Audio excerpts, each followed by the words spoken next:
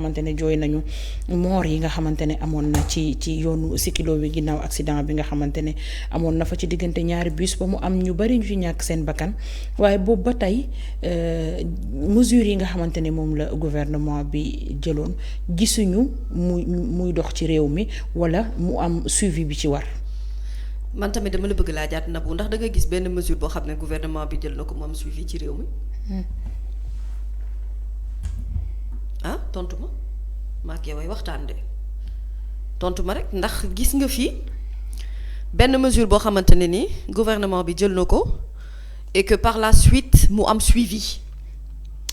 est-ce que am na suivi ci mesure yi nga xamante ne ni gouvernement bi jël na ko ci wàllum baisse prix des denrées de première nécessité. Est-ce que am na suivi ci justement gouvernement de combat bi nga xam ne moom la ñu premier ministre Amadou Ba jaayoon bi ñu ko tabee mu nekk ñi nga xamante ne moom mooy chefu jëwriñ ñi boobu ba tey. Est-ce que aujourd'hui gis nañu maanaam benn mesure boo xamante ne état bi teg na ko rek et ñu gis ci ay suivi xam nga Naboucor dëgg la ne la grève des transporteurs ki nga xamante ne moom moo fay coow li mooy sëñ Mountakha Mbacké ñu ngi koy ñaanal yàlla Mbacké balay sa yàlla na yàlla guddal fanam ndax guide religieux loolu lay jëriñ ci réew mooy muy mën di ñu gindi waaye itam bu gisee ci loo xamante ne ni bu ko bàyyee mu continuer doonu lu gën ci réew mi mu indi ci ay saafara donc ce qui veut dire que su fekkoon on attendait juste que le gouvernement ñu régler mbir mi kon amaana mën nañu jàpp ba tey ni grève transporteurs yi mën naa continuer parce que y avait pas de dialogue bi nga xamante ne amoon na dëgg-dëgg ci ñi nga xam ne ñoom ñooy transporteurs yi ak le gouvernement du Sénégal et d'ailleurs ñoom sax transporteurs yi dañu waxoon ne dañoo surseoir rek seen mouvement d'humeur et que à tout moment mën nañ ko reprendre parce que dafa am ay points de revendication yoo xamante ne amuñu ci satisfaction donc loolu dafa bokk ci conséquence li nga xam ne moom mooy accident au Sikilo bi on a parlé ici également et je pense que pas Assane moo fi jëloon un des victimes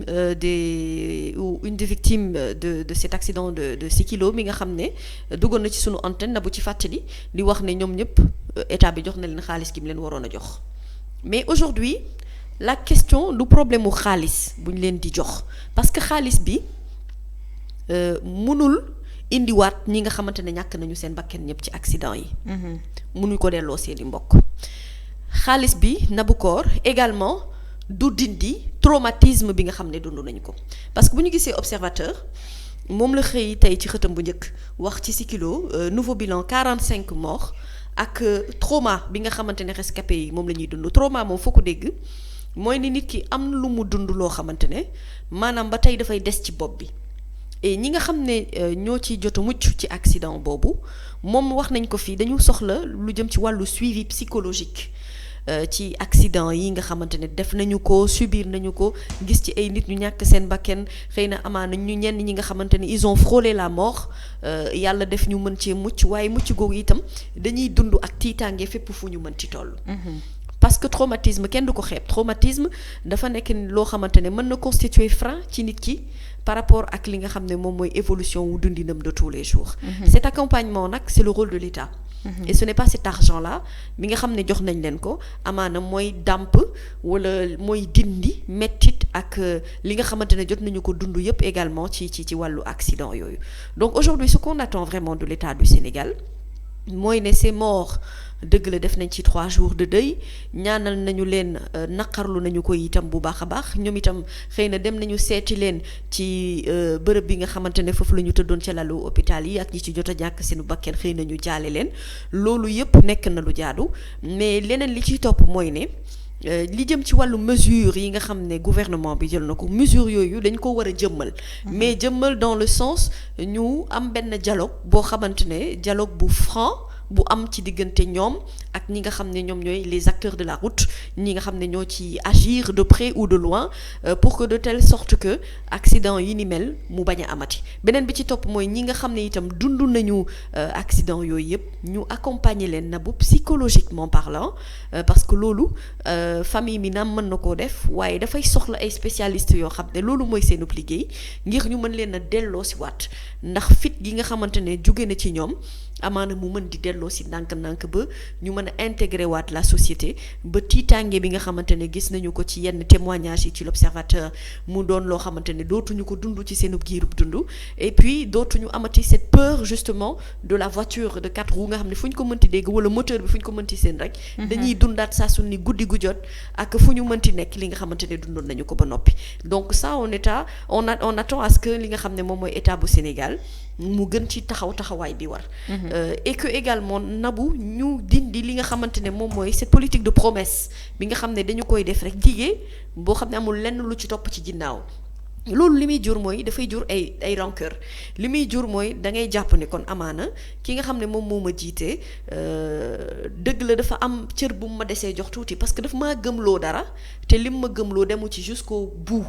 donc loolu itam benn forme tas yaakaar la boo xamante ne bu ko nit ki téyee ci xolam am na lu bari loo xamante ne yow mën na la ko jàppee ci yow loo xam ne da nga jàpp ne xëy na lii rek c'est éphémère donc vraiment qu'on règle une bonne fois pour toutes li nga xam ne moom moo jëm ci wàllum sécurité routière yi li nga xam ne moo jëm ci wàllu oto yeeg véhicules yi ñi war a daw ak ñi warut a daw nañu jóg également ci le fait que Nabou tali yi ñu mën ko defar mu mën a yaatu nañu jóg également ci ñi nga xam ne moom mooy sunu infrastructure hospitalière yi ñu gën leen a kàttanal gën leen a dooleel ba mbir moo xamante ne fu mu mënti am ak ci secteur bu mu mënti nekk mu am hôpital bi nga xam ne am na lépp lu mu soxla ci wàllum faj pour mën a assister ñi nga xam ne ñoom ñooy ces accidentés de la route et au-delà de tout cela il ne suffit pas tout simplement ñu jox leen ay enveloppe pour xaalis mais dañ leen war a accompagner également psychologiquement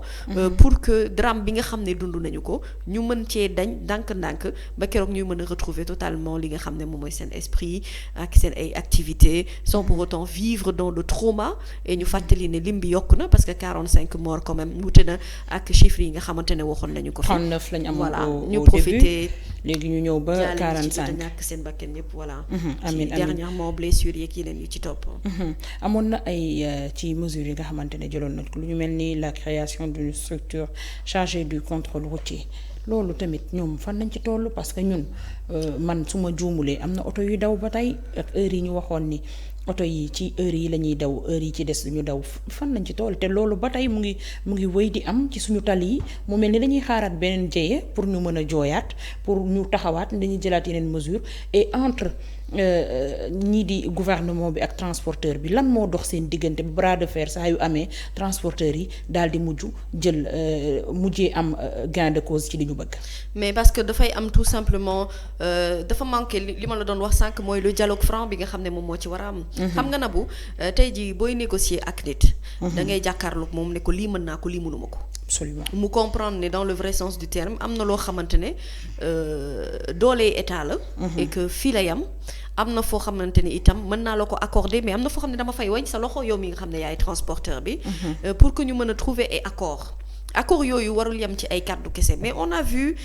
justement ci règne président de la République Macky Sall beaucoup d'accords yoo xamante ne dafay dox ci diggante ñoom ak yenn acteurs yi que mu nekk acteur de la santé acteur de l'éducation souvent da ngay gis discours boobu que non respect des accords dafay am par rapport ak donc ay promesses mooy li man dige gi nga xam ne dañu la koy dikk pour que nga wàcc nga calme mais en réalité boo demee ba ci biir da ngay xam ne li ay naxeere rek la woon c'était de la poudre aux yeux pour que fi nga jàpp nga bàyyi ko alors que loolu du régler problème na bu problème kenn du ko cof da nga koy régler définitivement et da ngay xool solution définitive bi nga xam ne yow dina la arranger en tant que état mais booy réfléchir loolu ci li la arranger yow en tant que état maanaam dafay dépasser yow fi nga xam ne moom mooy sa gis-gis il faut mu wàllee ba ci askan wi nga xam ne ñoom itam duñu ci gaañu ci yenn mesures yi nga xam ne da nga koy jël mais transporteur bi nga xam ne moom moo ciy liggéey ci wàll boobu itam faaw mu gis boppam ci li muy def donc aujourd'hui on peut pas leur demander ne leen yokku nañu li nga xam ne mooy njëgu gasoil bi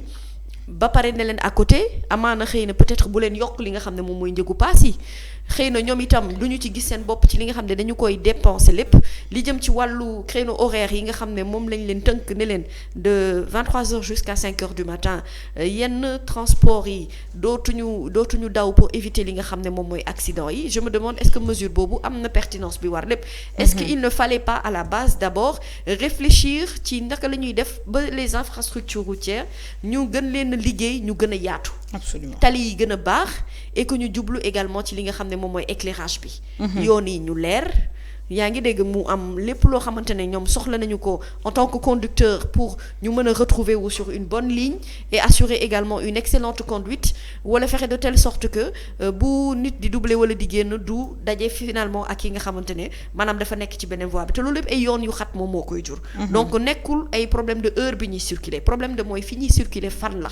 ci yan yoon la ñuy daw. est-ce que yoon yooyu yoon yu baax yi la loolu état daf ci war a réfléchir bu baax a baax. beneen bi mooy boo jëlee décision yokk par exemple carburant bi faaw nga réfléchir ci transporteur bi finalement est-ce que moom itam dina ci gis boppam ci yokk boobu. wala naka nga mën a def ba nga ménager ko moom mu mën a def liggéeyam mu bañ koo gàllankoor waaye itam mu bañ a wàlle ci askan wi nga xam ne nous finalement on est que de simples consommateurs. te booy xool ñun ñooy gën a subir li nga xam ne moom mooy manque de dialogue bi am. ci diggante état ak les acteurs concernés et loolu ce n'est pas seulement dans le secteur du transport dafa war a wàlli ba tous les syndicats yi nga xam ne ñoom ñoo nekk ci réew mi yëpp à chaque fois que bu coow amee wala wax amee jëm ci wàllu woowu dañ lay fàttali yenn accords yoo xamante ne waxtaanee nañu ko à la limite tënk nañu ko des années derrière mais application bi moom mooy des et malheureusement notre pays le problème qu'on a c'est un problème d'application des accords ou des lois yi nga xamante ne tenir nañu ko d'ailleurs on attend parce que gis nañ conseil constitutionnel mu appuyer un peu Amadou Ba ci li nga xam moo jëm ci la question du loyer. On attend de voir finalement est-ce que bii itam du bokk ci yeneen liste yi nga xam ne bokk na ci yenn mesures yi état bi jël. te finalement amul suivi derrière mooy ne dañ koy wax rek waaye après bu lu waay neex def ci réew mi. finalement ragalatoo def dara parce que est-ce que am nañu moyen de contrôle yi nga xam ne mooy vérifier